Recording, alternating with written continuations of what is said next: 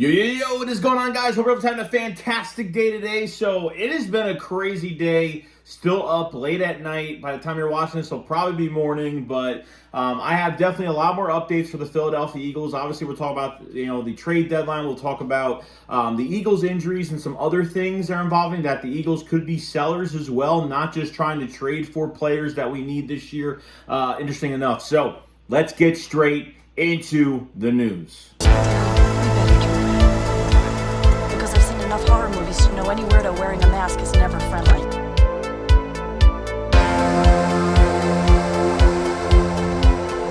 What is going on, guys? So the news, more news coming out. And I don't think Robert Quinn was the only signing that is very important right now for this team. There is a lot more coming. And I think as of right now, the Eagles are going after a running back. And we all know this because why would they go after Christian McCaffrey? Why would they even try to go after Christian McCaffrey? Now, they put out that third or fourth round pick for Christian McCaffrey, and that was something that they were interested in it. But the news has come out so far at NFL Rumors is that the Eagles want to pair Miles Sanders up with another running back. Another one. And obviously, Miles Sanders on a contract year this year. Now, the name has been coming up as ALVIN Kamara. I mean, Jesus, man, they're going all out. They're making some contending moves right now in ALVIN Kamara. And look at it. When you look at ALVIN Kamara, Miles Sanders, kind of have almost the same skill set. And I think with ALVIN Kamara, great catch out of the back, can catch out of the backfield, could play as a wide receiver. You can line him up wherever you want, and I think it's fantastic. But there was rumors from Bleacher Report it might only cost you a fourth-round pick for ALVIN Kamara, which I can't really believe that he's just going to cost a fourth-round pick. But the issue I have with getting ALVIN Kamara is these battery allegations. Okay, now he did get in trouble not too long ago, and apparently he's waiting a 6-game suspension. Maybe the Eagles have looked into this, and maybe he won't get suspended 6 games. He's supposed to get suspended 6 games this year, and they just haven't. He's got court August 1st, and nothing has happened yet. So the NFL is going to, I don't know, suspend him. So why would the Eagles trade for somebody if he's going to get suspended for that many games? Unless maybe things have changed within the courts or with the NFL on how they're going to deal with this, or maybe it's less of a penalty. I mean, you're not trading for a guy for him to get suspended 6 games. It just makes no sense to me. But getting ALVIN Kamara, getting ALVIN Kamara would really pretty much explain that Miles Sanders is going to walk after this year. There's no doubt about it. I mean, I can't see any other way this is going to happen. So I would definitely look into more with this as the time goes on. But not only ALVIN Kamara, the Eagles, spread out their resources and they try to look at other running backs in other positions. And I think that there's been other news about Kareem Hunt, that the Eagles have been in close contact with the Browns about acquiring his services. And I think that makes sense. The Eagles had, joint practice with the Browns this offseason, and, there was a lot of rumors at that time that the Eagles were going to trade for him, that it would only cost a day 3 pick, which I don't think it's going to cost that much. So when it's cost effective and know that a guy's not getting suspended and Kareem Hunt, I don't think Kareem Hunt's going to be your future number 1 back, but you could pay, if Miles does walk and Kareem Hunt is here, you could definitely get somebody else, depending on how they want to do it next year, because I don't think Gainwell is the number 1 running back. I think Gainwell is a good rotational guy, but that's really it, because this running back core is good, running back by committee and keeping guys fresh in games and kind of keeping defenses on their toes of, the different skill sets of all these running backs and what they have. But the Eagles have been looking for a bruiser, but at the same time, they've been looking for another skill set in Miles Sanders, which ALVIN Kamara definitely has that with a ton more experience. Even though Miles Sanders is playing so well right now, and I hope they run the crap out of him a lot more this year. Kamara behind Miles Sanders would be just so dangerous. Between this offensive line and Jalen Hurts making the run game work for what it is, it's going to be really dangerous if you add that dimension of ALVIN Kamara with Miles Sanders. So we're going to find out about this, if this is even true, and about that 6-game suspension that's lurking because of the battery allegations. So that's definitely something we're going to be talking about later on if the news does come up. Secondly, the Robert Quinn trade was fantastic. Now, everyone has been on Twitter and everyone's been on my page in the comment section like, oh, he's got 1 sack for the year, and everybody's making a big deal about it, okay? This is a Super Bowl contending move that they made with Robert Quinn. There's no doubt about it. Okay, when he's on a contending team, he is going to play better with a lot of great players around him with that defensive line. Now Javon Hargrave is not going to get double teamed. Are they going to double team Javon Hargrave? Are they going to keep double teaming him? Or are they going to double team, Robert Quinn? So now offensive lines are going to have to pick their poison with these guys because it's a loaded front right now.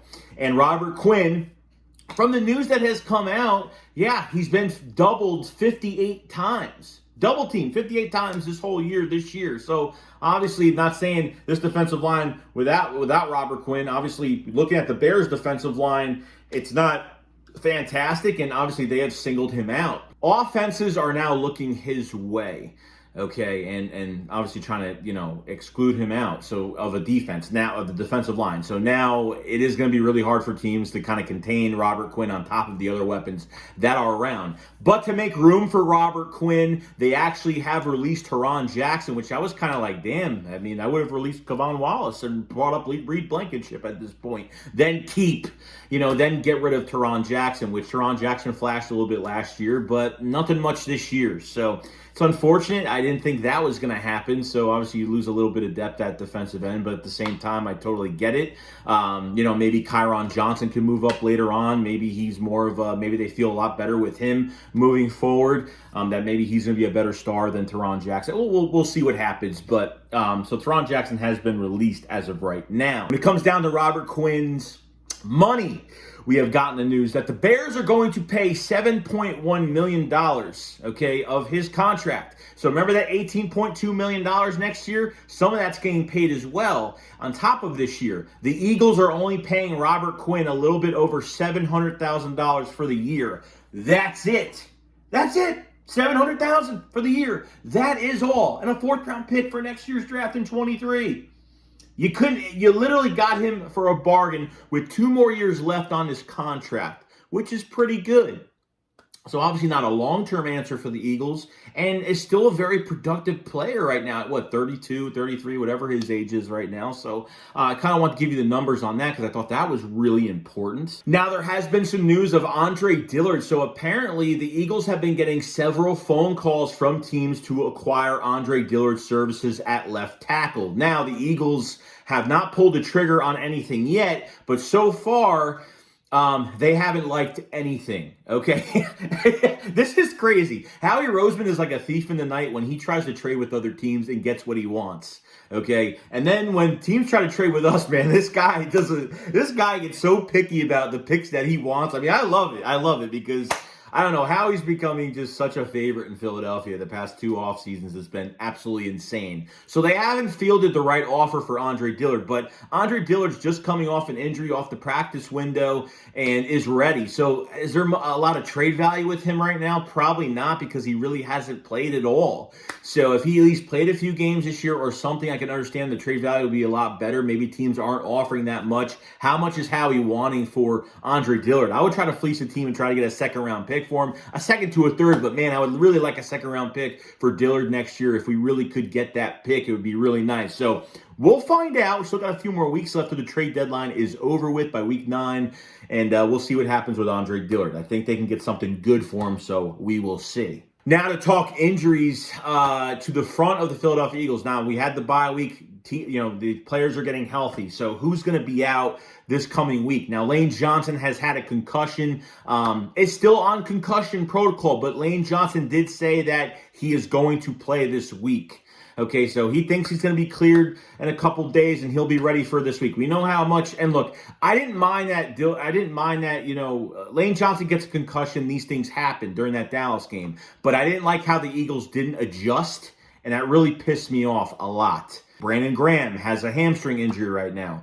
And I don't know if he's playing next week. I think he is. It sounds like he's going to, so he might get better. Tyree Jackson, the tight end, is coming on the practice window, so he is now practicing. We don't know who our number 2 tight end is yet. Jack Stahl is more of a blocking tight end, but he had a really good, maybe he's catching a little bit better, because even that Dallas game, he caught a nice ball, which I didn't know it was him. I thought it was Dallas Goedert, but it was him. Grant Calcaterra is another one, which, we haven't seen him since the Washington game coming out of the second half on that left sideline where he stayed in bounds and got a ton of yards for us. And they never really used him after that. And then Tyree Jackson's been like that project for us. This would have been his second year playing tight end, which I think is awesome. But he's 6'7", long arms, big hands. I mean, I want to see more from him going into next year. I don't think they place him on the field this year unless they have 2 tight ends that are out with injuries or something like that. Other than that, guys, that's pretty much it. That's the news for the Philadelphia Eagles, between everything with Alvin Kamara, the Cam Akers news, the Robert Quinn news, obviously with the contracts, the Andre Dillard trade rumors, which are pretty cool, and obviously the injuries with Lane Johnson, Brandon Graham, and Tyree Jackson are looking pretty good going into this week, facing the Steelers this Sunday at the Link. So it should be pretty cool. So if you guys have any questions, leave a comment in the comment section below. And that was your Eagles update for the day. And I'll see you guys on the next one. SHAKESQUAD up, follow us live. Peace out, guys. Peace.